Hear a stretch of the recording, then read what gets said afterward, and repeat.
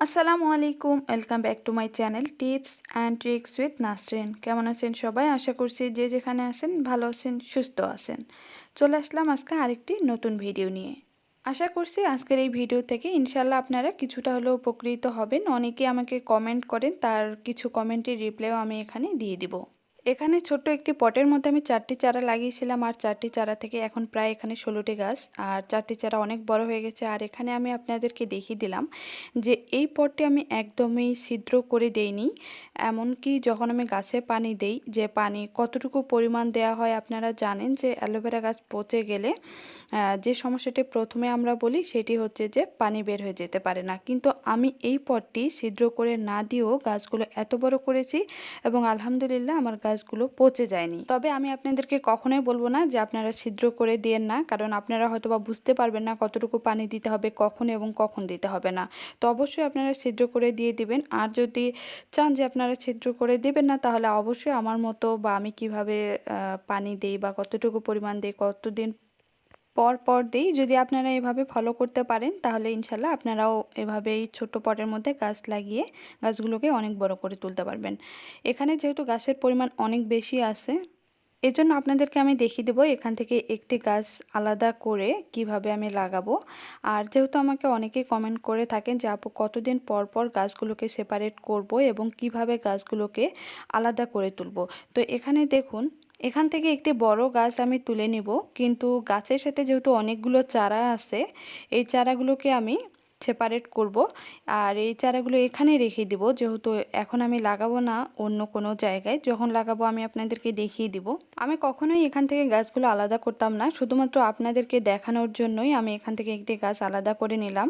এখন যেহেতু এখানে অনেকগুলো চারা আছে আর চারাগুলো বের হতে পারতেছে না, এখানে একটি গাছের জন্য একটি পট ঠিক আছে, কিন্তু সেখানে বড় বড় 4টে গাছ, আবার সেই গাছ থেকে অনেকগুলো চারাও আছে। তো এখানে আমি আপনাদেরকে একটি কথা বারবার বলবো, যে পটেই আপনারা লাগাবেন না কেন, গাছের জন্য কিন্তু প্রচুর পরিমাণে যে কাজটি আপনাদেরকে সঠিকভাবে পালন করতে হবে সেটি হচ্ছে যে মাটি প্রস্তুত। যে গাছটি আমি তুলে নিয়েছি সেই গাছটির নিচের দিকে যে একটি শিকড় ছিল এবং মোটা একটি কাণ্ড, সেটা আমি কিন্তু ভেঙে ফেলে দিয়েছি। আর উপরের মাথার উপরের দিকে যদি দেখেন যে একদম কালো কালো দাগ আছে কোনো কোনো পাতায়, সেগুলোর আগা একেবারে কেটে ফেলে দিবেন। আর যে পটটি থেকে আমি গাছটি তুলে নিয়েছি সেই গাছের মধ্যেও কিন্তু খাদ্য দিতে হবে, যেহেতু সেখানে অনেকগুলো গাছ আছে, তো সেটাও আমি আপনাদেরকে দেখিয়ে দেব। এখানে আমি আপনাদেরকে দেখাই যে আমি যেভাবে সব সময় গাছটি লাগাই। তো যারা নতুন আছেন আমার চ্যানেলে হয়তোবা তাদের জন্য নতুন, কিন্তু যারা আগে থেকেই আমার এই চ্যানেল ফলো করেন তারা তো অবশ্যই জানেন। এখানে শুধুমাত্র আছে জৈব সার, গোবর জাতীয় জৈব সার, আর হালকা করে বালু নেওয়া আছে, মাটি তো আছেই একটু। আর এখানে দুইটি উপাদান আমি অ্যাড করি সব সময় গাছ লাগানোর সময়। এই দুটি উপাদান কখনোই আপনারা মিস করবেন না, সেটি হচ্ছে ডিমের খোসা এবং শুকনো কলার খোসা। কারণ আমরা সবাই জানি যে যে কোনো গাছ যখনই লাগাই মাটির সাথে একটু জৈব সার মিশিয়ে দিয়ে লাগিয়ে দিলাম, কিন্তু যে কোনো গাছের ক্ষেত্রে যদি আপনি এভাবে মাটি প্রস্তুত করে গাছটি লাগান তাহলে দেখবেন যে জৈব সার, মাটি, বালু এগুলো কিন্তু করে কি, যে আপনার বালু যেহেতু থাকে সেখানে পানি শোষণ ক্ষমতা অনেক ভালো থাকে, যেহেতু অ্যালোভেরা গাছ একদমই পানি শোষণ করতে পারে না খুব বেশি, আর বালু থাকার কারণে সেই গাছটি পচে যাওয়ার সম্ভাবনা অনেকটাই কম থাকে। আর জৈব সার তো মাটির উর্বরতা বৃদ্ধি করবেই।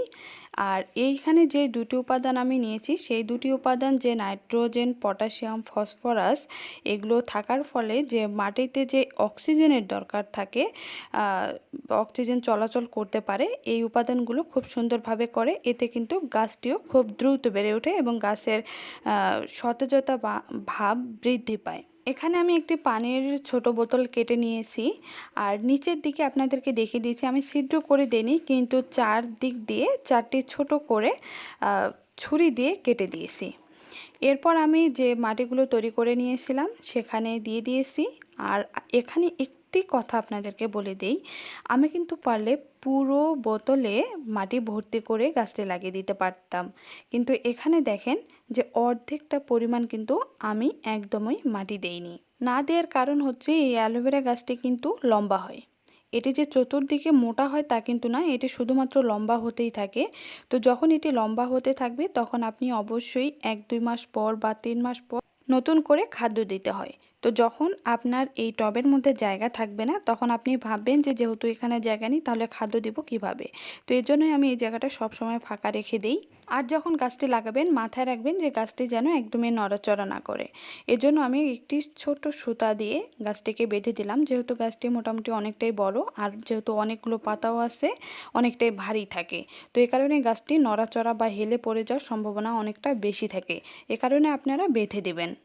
যখন গাছটি লাগাবেন, যদি গাছটি ছোট হয় বা ছোট চারা হয় তাহলে বেঁধে দেওয়ার কোনো দরকার নেই, তখন কিন্তু একদম ভারী থাকবে না। আর গাছটি যদি এত বড় হয়ে থাকে তাহলে তো ভারী থাকবেই।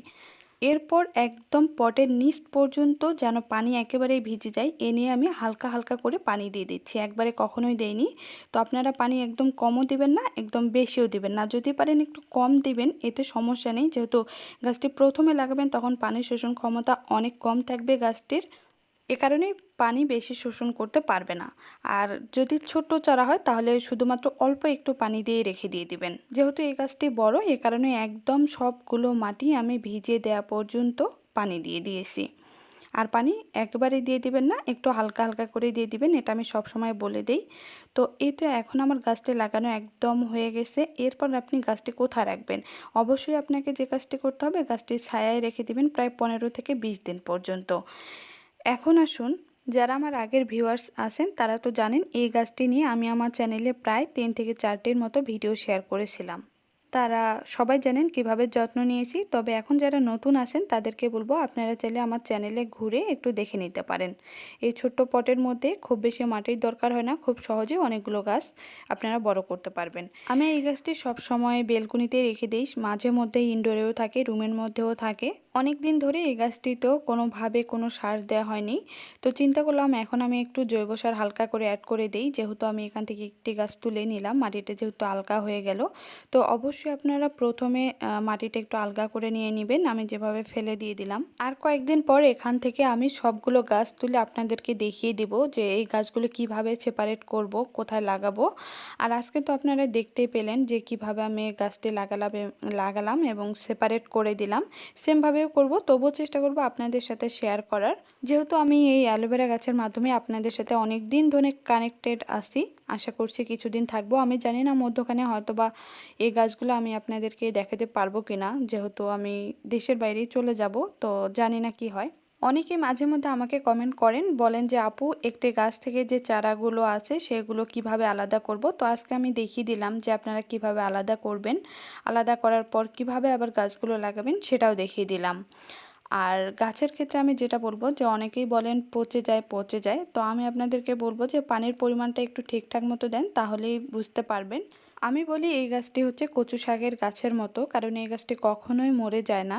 এটি হচ্ছে শুকিয়ে যায় ধীরে ধীরে, শুকিয়ে গেলেও যদি আপনি 6 মাস পর পানি দেন বা একটু যত্ন নেন, দেখবেন যে গাছটি আবার সজীব হয়ে উঠবে।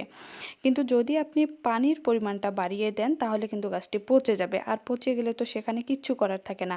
আর যদি আপনি পানি না দেন তাহলে গাছটি শুকিয়ে যাবে, আর শুকিয়ে গেলেও সেই গাছটিকে কিন্তু আবার খাদ্য দিয়ে বা ঠিকঠাক মতো পানি দিয়ে গাছটিকে আবার ধীরে ধীরে ভালো করে নিয়ে আসা যাবে। আমার এই পটটি যেহেতু এখানে একদমই ছিদ্র নাই, সেহেতু আমি এখানে পানি একদমই বেশি দিব না, শুধুমাত্র আমি আমার আন্দাজে এখানে পানি দিই, যে যতটুকু পরিমাণ মাটি আছে কতটুকু পরিমাণ পানি একেবারে মাটির নিচে গেলে এর যে মাটিটা শুধুমাত্র মানে শোষণ করে নিবে, কিন্তু অতিরিক্ত পানি সেখানে গিয়ে জমা থাকবে না। আজকে এই পর্যন্তই, ভালো থাকবেন সবাই, দেখা হবে আরেকটি নতুন কোনো ভিডিওতে। যদি কোনো প্রশ্ন থাকে অবশ্যই কমেন্টে জানাবেন।